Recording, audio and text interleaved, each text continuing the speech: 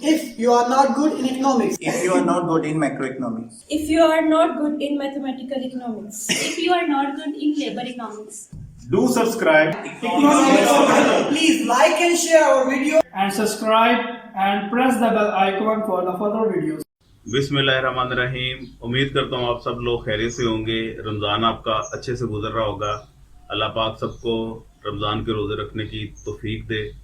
आज जो टॉपिक लेके मैं आप लोगों के लिए हाजिर हुआ हूँ वो रिग्रेशन का। समझ लें कि स्टैट में रिग्रेशन को बहुत ही ज़्यादा अहमियत हासिल है, रीढ़ की हड्डी की अहमियत हासिल है, बहुत ज़्यादा आगे ये प्रैक्टिकल लाइफ में इम्प्लीमेंट होता है रिग्रेशन का, मल्टीपल का भी और सिंपल रिग्रेशन का भी।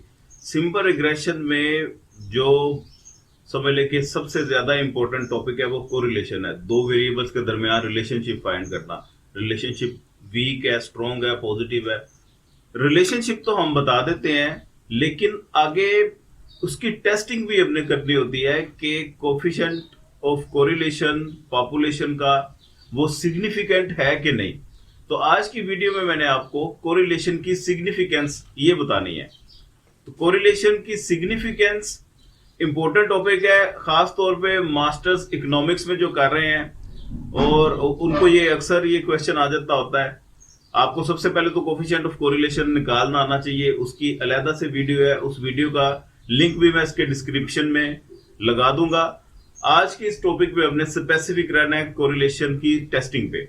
अब ये टेस्टिंग में तीन तरह के आमतौर पे प्रॉब्लम आ सकती हैं। इसमें टेस्टिंग का जहां पे भी आप वर्ड सुने उसमें वो 5 स्टेप हमने करने होते हैं। Step number 1 null and alternate hypothesis बनाना होता है। स्टेप नंबर 2 में लेवल ऑफ सिग्निफिकेंस बनाना होता है। स्टेप 3 में टेस्ट स्टैटिस्टिक, जिसमें टी का वो फार्मूला लिख के और आगे उसमें वो कैलकुलेशंस करनी होती हैं सारी। स्टेप 4 में क्रिटिकल रीजन या क्रिटिकल वैल्यू हमने निकालनी होती है, वो टेबल में से वैल्यू देखनी होती है। और उसके बाद स्टेप नंबर 5 लास्ट में हमने कंक्लूजन देना होता है। टेस्टिंग कोरिलेशन की हो, टेस्टिंग आपके रिग्रेशन के कोफिशिएंट्स की हो, पैरामीटर्स की हो, इसमें ये स्टेप 5 ही होते हैं जो अभी मैंने आपको बता दिए हैं। तो प्रॉब्लम इसमें ये आती है 1 टेल और 2 टेल की। तो आज की इस वीडियो में मैंने आपको ये एक एग्जाम्पल मैंने लिख दी है। ये फिलहाल 2 टेल की है, कैसे 2 टेल की है मैं आपको बता भी देता हूं। और 1 टेल की अगर कोई स्टेटमेंट प्रॉब्लम आ जाए उसे कैसे सोल्व करते हैं, टी की वैल्यू में उसे कैसे देखेंगे और 2 टेल को टी की वैल्यू में कैसे देखेंगे, क्रिटिकल रीजन रिजेक्शन कैसे होती है, एक्सेप्टेंस कैसे होती है, ये सारा कुछ इंशाल्लाह अल्लाह के फजल से इस वीडियो में मैं आपको क्लियर करूंगा। तो वीडियो को आपने लास्ट तक लाजमी देखना है, क्योंकि बीच में से स्किप करके देखेंगे तो आपकी चीजें बहुत सारी मिस होंगी जो आप आगे जाके आपको प्रॉब्लम देंगी। इसीलिए एक ही दफा जरा ध्यान से आंखें खोल के वीडियो को कंप्लीट देख लीजिएगा, ताकि बार बार आपको प्रॉब्लम का सामना ना करना पड़े। उसके बावजूद इस वीडियो के कंप्लीट होने के बावजूद अगर कहीं पे कोई प्रॉब्लम हो तो आप कमेंट्स में मुझे बता सकते हैं और व्हाट्सएप पे राब्ता भी कर सकते हैं। ये नंबर साथ साथ ये स्क्रीन पे आपको मेंशन भी हो रहा होगा। स्टार्ट करते हैं जी। this is my quartile. Statement है जी, a random sample of 10 observations. इसका मतलब है आपने साथ साथ स्टेटमेंट पढ़ते हुए जो जो चीजें इसमें आपको मिलती जाए वो आपने साथ साथ नोट करते जाना है। ठीक है जी। सैंपल ऑफ 10 ऑब्जर्वेशंस का मतलब है n इक्वल टू 10 है। Indicate a correlation of 0.759। Correlation 0.759 है, इसका मतलब है r इक्वल टू 0.759 है। ये दो चीजें हो गई। Use 0.05 level of significance, 5% level of significance है। ये अगर गिवन ना हो किसी क्वेश्चन में तो हमने 5% ही रखना होता है, अदरवाइज जो गिवन होगा हमने वही वैल्यू अल्फा की लेनी होती है। लेवल ऑफ सिग्निफिकेंस का मतलब है अल्फा। तो अल्फा आपका 0.05। अब ये कैसे पता चला? 2 टेल का टेस्ट है, ध्यान से समझ ले जरा। Test that population correlation is 0 और नॉट। 0 है या नहीं है, 0 equal to not equal to. इसका मतलब है नल एंड अल्टरनेट हाइपोथेसिस जो बनेंगे वो इक्वल और नॉट इक्वल के बनेंगे। नल में हमेशा इक्वल का साइन आता है और अल्टरनेट में हमेशा नॉट इक्वल का साइन आता है। मेरा ख्याल है समझ लगी यहां तक बात आपको। रो इक्वल टू 0, ये रो पॉपुलेशन कोरिलेशन के लिए रो का साइन इस्तेमाल होता है RHO, इसे प्रोनाउंस करेंगे रो। ठीक है जी, ये पॉपुलेशन और सैंपल के कोरिलेशन के लिए आर इस्तेमाल होता है। और टेस्टिंग में हमेशा हम पॉपुलेशन कोरिलेशन का सिंबल यानी कि रो इस्तेमाल करेंगे। इक्वल टू 0,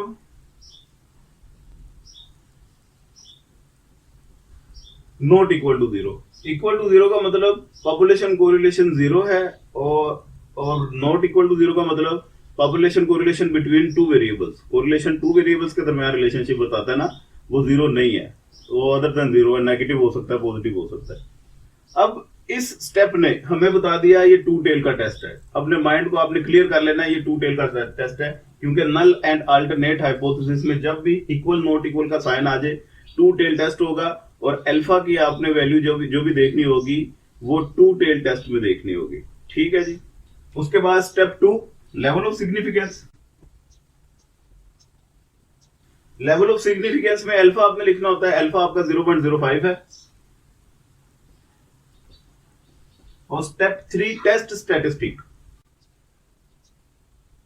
टेस्ट स्टैटिस्टिक में आपने टी का फार्मूला लिखना है। टी का फार्मूला क्या है वो ध्यान से आपने लिख लेना, क्योंकि ये फार्मूला गलत हुआ तो कैलकुलेशन गलत हो जाएगी, कैलकुलेशन गलत हुई तो आपका क्रिटिकल रीजन और कंक्लूजन वो ठीक नहीं बनेगा। इसमें कोरिलेशन की टेस्टिंग में हमेशा वो फार्मूला जो इस्तेमाल होगा, T equal to R n minus 2 1 minus R square, ये इसका फार्मूला है। अब यहां पे आपने ये चीज क्लियर कर लेनी है, कंफ्यूज बिल्कुल भी नहीं होना। ये मैं सिंपल रिग्रेशन की कोरिलेशन की टेस्टिंग आपको मैं बता रहा हूं, और सिंपल रिग्रेशन की कोरिलेशन में डिग्री ऑफ फ्रीडम n-2 होता है, इसी वजह से ये फार्मूले में n-2 आया। मल्टीपल में जहां पे डिपेंडेंट वेरिएबल और इंडिपेंडेंट वेरिएबल अगर 2 होंगे तो टोटल पैरामीटर्स 3 हो जाते हैं, वहां पे फिर n-3 आता है। अब सिंपल रिग्रेशन में चूंकि एक डिपेंडेंट वेरिएबल एक इंडिपेंडेंट वेरिएबल होता है, और इस वजह से n-2 लिखते हैं। n-2 को डिग्री ऑफ फ्रीडम भी कहते हैं, और इसे v से भी डिनोट किया जाता है। ठीक है जी। तो ये चीजें, अब इन चीजों में वैल्यूज पुट करके आपने टी का आंसर निकाल लेना है। स्टेप 4 की बात जगह पे वो हेडिंग दे देते हैं कैलकुलेशन की, और कैलकुलेशन में वो अलग से कैलकुलेशन करते हैं। आप स्टेप 3 में तमाम वैल्यूज पुट करके इसका रिजल्ट निकाल लें, और मैं इसमें टी की वैल्यूज पुट कर देता हूं।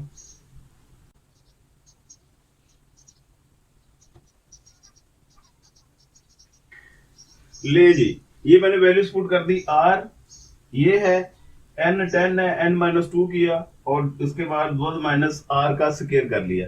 अब सबसे पहले 10-2 किया, 8 आ गया, 8 का स्क्वायर रूट लेके और स्क्वायर रूट को इसके साथ मल्टीप्लाई कर देंगे।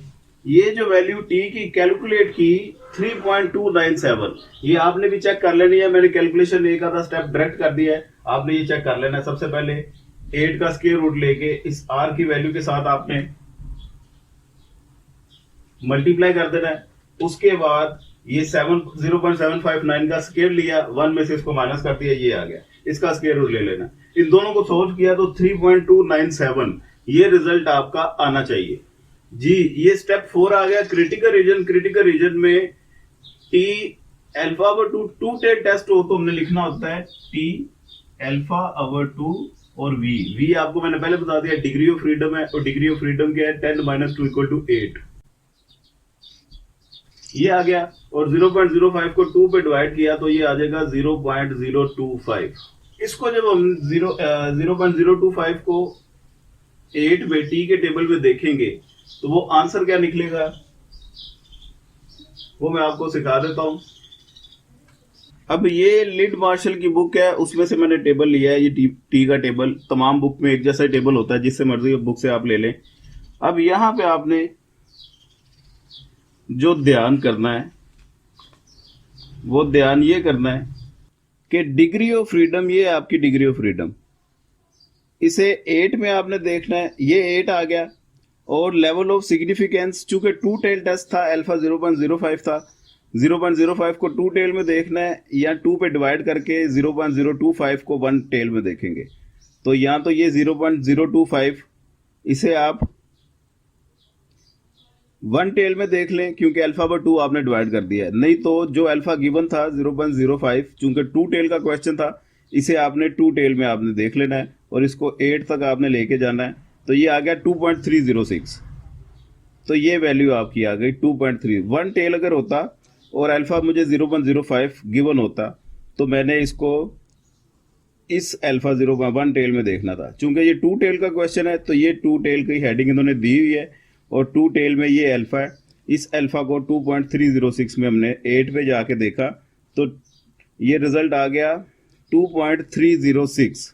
तो t इक्वल टू 2.306। ये t की वैल्यू टेबल से निकली है, इसे बोलेंगे टेबुलेटेड वैल्यू। ये t की वैल्यू कैलकुलेट की थी, इसे कहेंगे कैलकुलेटेड वैल्यू। अब आगे क्या आपने सीन करना है जी, इस t की वैल्यू का, चूंकि 2 टेल टेस्ट है इसलिए आपने ये डायग्राम बनानी है। अब ये 1 टेल टेस्ट हो 2 टेल टेस्ट हो, शेप आपने हमेशा यही बनानी है। फर्क क्या होगा, 2 टेल टेस्ट है तो दो तरफ बाउंड्रीज लगा देनी है आपने, ठीक। t की जो वैल्यू दी होगी राइट साइड पे आपने वही वैल्यू लिख देनी है और माइनस का साइन लगा के आपने लेफ्ट साइड पे वही वैल्यू लिख देनी है। मीन टू से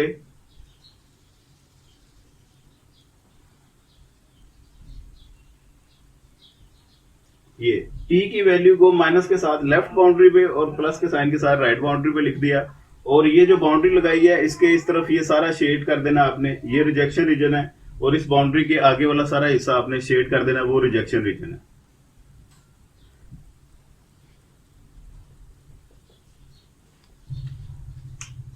जी, ये रिजेक्शन रीजन बन गए दो, इन्हें क्रिटिकल रीजन भी कहते हैं, इसी वजह से इसका नाम हेडिंग का भी क्रिटिकल रीजन है। हमने क्रिटिकल रीजन निकालने होते हैं। टी की वैल्यू निकाल ली, दोनों तरफ बाउंड्रीज लगा के क्रिटिकल रीजन और ये एक्सेप्टेंस रीजन, ये हो गया। अब लास्ट स्टेप 5 में कंक्लूजन करना होता है। कंक्लूजन में हमने देखना होता है ये टी की वैल्यू एक्सेप्टेंस रीजन में आ रही है या रिजेक्शन रीजन में आ रही है। कंक्लूजन में हमने ये देखना होता है टी की जो कैलकुलेट की हुई थी वैल्यू, इसे बोलेंगे कैलकुलेटेड वैल्यू, इसको टेबल की वैल्यू के साथ कंपेयर करना है कि ये एक्सेप्टेंस में आ रही है या रिजेक्शन में आ रही है। तो डेफिनेटली देख के पता चल रहा है 3.297 इज ग्रेटर देन ये टेबल वाली वैल्यू 2.306। तो इससे ग्रेटर है, इसका मतलब है ये आगे रिजेक्शन रीजन में फॉल कर रही है। तो इसमें हम लिखेंगे T calculated is greater than T tabulated,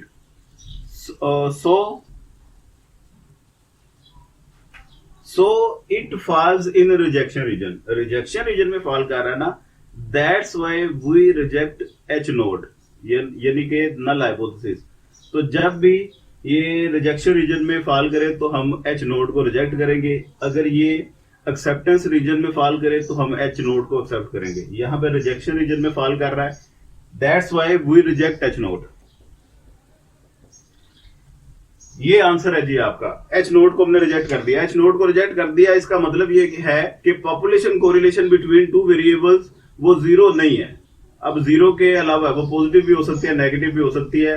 अब ये अदर देन डिबेट है, क्योंकि ये हमारा टॉपिक ही नहीं है, एरिया ऑफ कंसर्न नहीं है, बस हमने यहां तक ही बताना है और ये आंसर आ गया। तो मेरा ख्याल है कि ये तमाम चीजें आपको समझ लगी होंगी आसानी से। अब आगे ये तो होगी 2 टेल की कहानी। अब 1 टेल का कैसे पता चलेगा, इसी स्टेटमेंट को मैं थोड़ा सा मोल्ड कर देता हूं ताकि आपको 1 टेल वाला भी क्लियर हो जाए। 1 टेल में आगे 2 ही पॉसिबिलिटीज है, एक लेस देन वाली, एक ग्रेटर देन वाली, और आपने स्टेटमेंट्स को देख के आपने अपना अल्टरनेट हाइपोथेसिस वो डेवलप करना होता है। अब ये स्टेटमेंट में तो क्वेश्चन लिखा हुआ था कि पॉपुलेशन कोरिलेशन इज 0 और नॉट।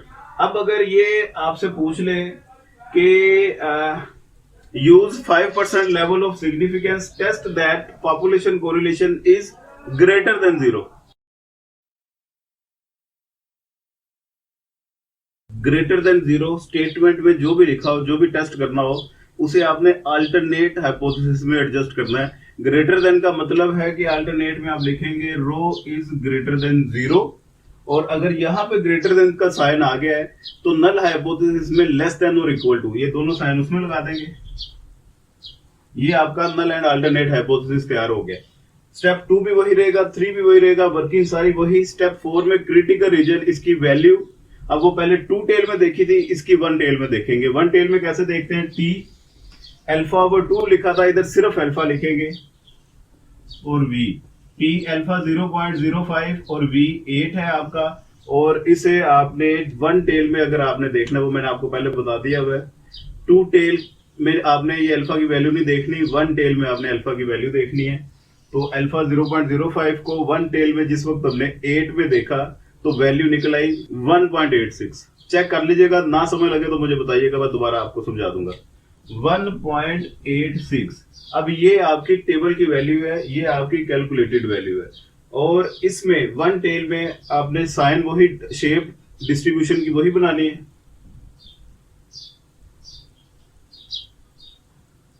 ठीक है, अब यहाँ पे ग्रेटर का साइन है, स्टेटमेंट पे ग्रेटर देन है, तो यहाँ पे आपने राइट साइड पे बाउंड्री लगा देनी है ये, और इसके आगे वाला रिजेक्शन रीजन है।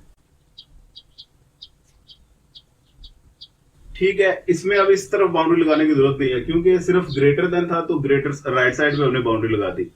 टेबल की वैल्यू 1.86 इधर लिखेंगे 1.86। और स्टेप 5 में कंक्लूजन, वो कंक्लूड कर देंगे हम। कंक्लूजन में मैं वैसे जुबानी बता देता हूं आपको, T की वैल्यू ग्रेटर है इस टेबल की वैल्यू से। इसका मतलब है वो फॉल कर रही है इस रिजेक्शन रीजन में, रिजेक्शन रीजन में फॉल कर रही है। तो इसका मतलब ये है कि हम H नोट को रिजेक्ट कर देंगे। इधर भी H नोट को रिजेक्ट करने का मतलब ये है कि आपका पॉपुलेशन कोरिलेशन वो ग्रेटर देन 0 है, पॉजिटिव है, लेस देन 0 नहीं है। तो ये चीज यहां से कंफर्म होती है। ठीक है, इसका कंक्लूजन आपने खुद ही डिसीजन बना लेना है कि हमने रिजेक्ट कर दिया H नोट को और एक्सेप्ट कर लिया H1 को। ठीक है, ये बात। अगर स्टेटमेंट, अब लेस देन का भी आपको मैं जाते जाते सिखा दूं, वो भी आसान सी बात है। ग्रेटर देन की जगह अगर आपसे वो बोले टेस्ट करें पॉपुलेशन कोरिलेशन लेस देन 0,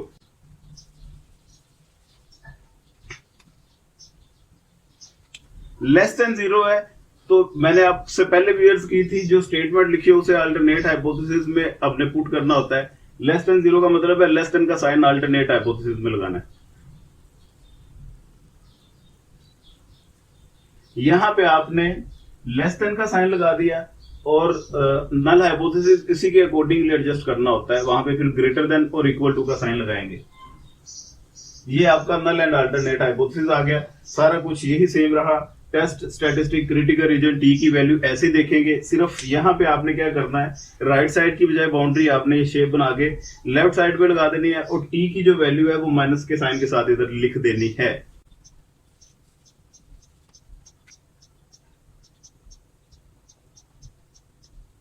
जी, जो टेबल की वैल्यू निकली थी वो माइनस के साइन के साथ इधर भी अब लिखेंगे और इधर भी माइनस के साइन के साथ। अब अगर आपकी कैलकुलेटेड वैल्यू इस -1.86 से छोटी है तो रिजेक्ट है, अगर छोटी नहीं है इसका मतलब है कि फिर आपने एक्सेप्ट कर लेना है।